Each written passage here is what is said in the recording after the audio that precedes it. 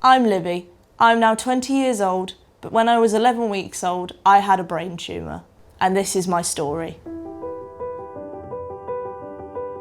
I, only a couple of years ago, found out that the tumour was the size of a plum, sat on my optic nerve, which was also making me blind. How has this impacted you? There are definitely still things that I struggle with. As I've grown older, I've just got better at knowing how to manage them. I do have hard days, but I don't want my condition to limit or take away from my dreams and ambitions. How does it feel looking back at all these photos? Yeah, we had a great childhood. Yeah, We were very, very lucky.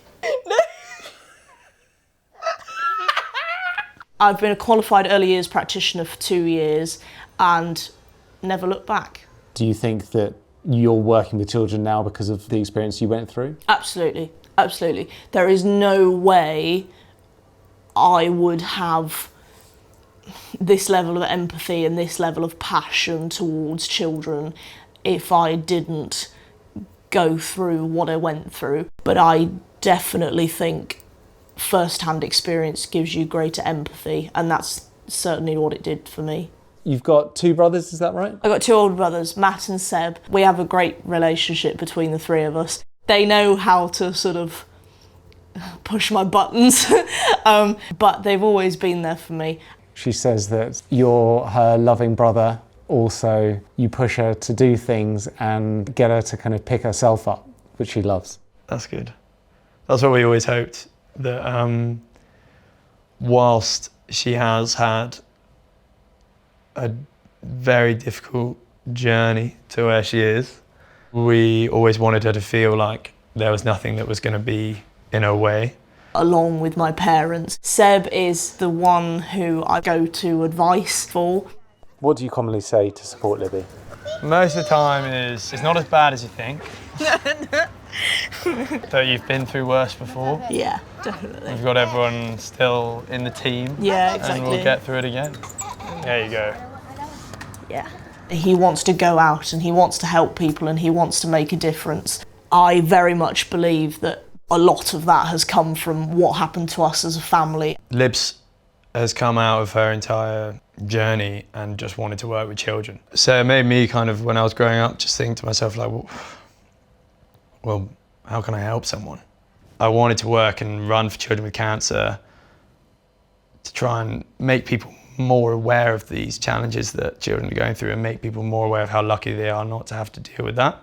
Yes, I work hard to get to where I want to go, but it is definitely, a lot of it is down to the people I've had around me to support me. That's nice.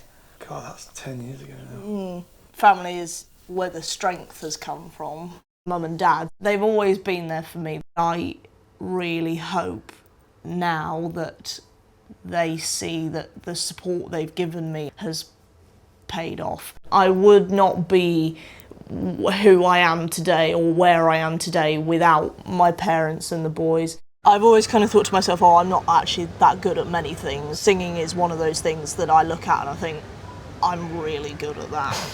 Like I don't want to vex, but I'm really... You mean flex? Flex, whatever the word is.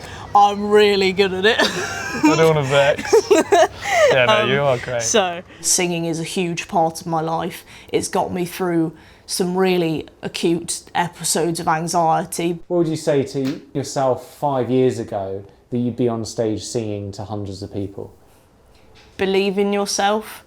I've achieved a lot of things that I never thought would happen. There are so many people through my school days and just in my life who I would say thank you to 1,000,000 times over if I could. My singing teacher is a big person who comes to mind. Do you think there are people out there who are completely unaware how even the smallest action can help? Absolutely, absolutely. Even if you don't think what you are doing is very big, don't stop, because you are part of somebody's journey. You are part of making a difference to their life.